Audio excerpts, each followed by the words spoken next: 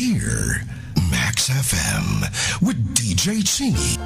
Every good gift and perfect gift is from above, and cometh down from the Father of lights, with whom is no variableness, neither shadow of turning. James 1:17. Dear Max FM, tawagin niyo na lang ako sa pangalang Fem. Sa hirap at gulo ng buhay ko dati, may tuturing ko pong maganda, mabuti, at halos perfect na regalo sa akin ni God ang partner ko. Halos sa lola ko na ako lumaki, kaya di kami ganong close ng parents ko. Minsan nga naisip ko na lang na para bang di ako part ng pamilya. Sandali ko pa nga lang sila nakakasama, naghiwalay pa. Kaya naging pariwara ako nang naghiwalay sila, Chin. Palagi kong kasama mga barkada kong nagiinuman. Naging wala akong kwenta at walang silbi sa mga kamag-anak ko.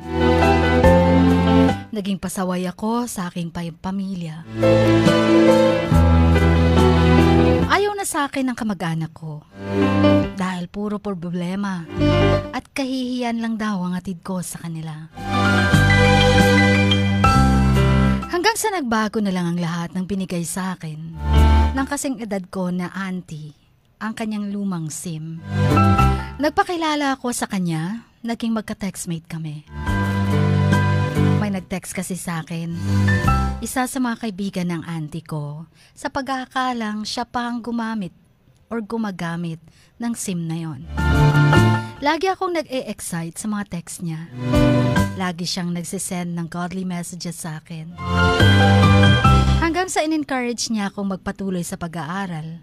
At doon kami nagkakilala. Naging mag-best friends kami. Naging mabuti siyang kaibigan sa akin. Active leader din siya sa campus ministry. Lagi niya akong sinasama sa fellowship center nila. At naging isa na ring active leader.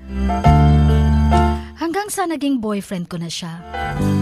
Hindi kami nakatapos ng pag-aaral namin kasi nagpakasal kami. Nakakahiya mang aminin pero nabuntis ako. Kahit ganun pa man, naging mabuting asawa siya. Hindi niya ako pinabayaan at ang mga anak namin. Yes po, Chin, 3 na po ang anak namin.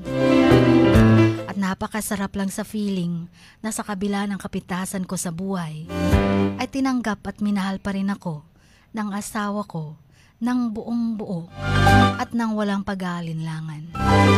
Nagawa niyang baguhin ng dating magulo kong buhay. Dahil sa kanya, nagbago ako at nabago na rin ang pagtingin sa akin ng aking pamilya. Dahil sa kanya, naging malapit ako sa Panginoon. At sa iyo, mahal ko, salamat dahil dumating ka sa buhay ko. Salamat dahil hindi ka tumigil sa pagmamahal sa akin.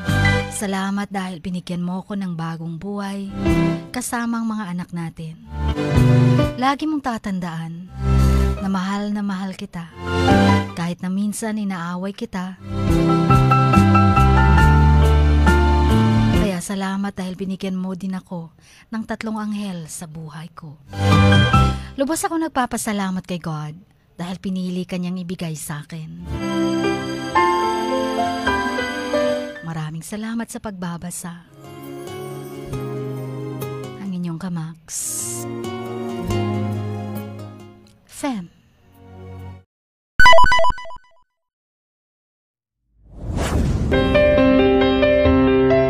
Sing like no one is listening.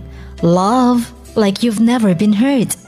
Dance like nobody is watching. And live like it is heaven on earth. Dear Max FM. Dear Max FM with DJ Chingy. Samahan si DJ Chingy tuwing 1:00 hanggang 3:00 ng hapon, Lunes hanggang Biyernes sa Dear Max FM. Dear Max FM with DJ Chingy. Ipadala na ang sarili niyong kwento, matuto ng leksyon at gawin itong inspirasyon. Dear Max FM with DJ Chingy.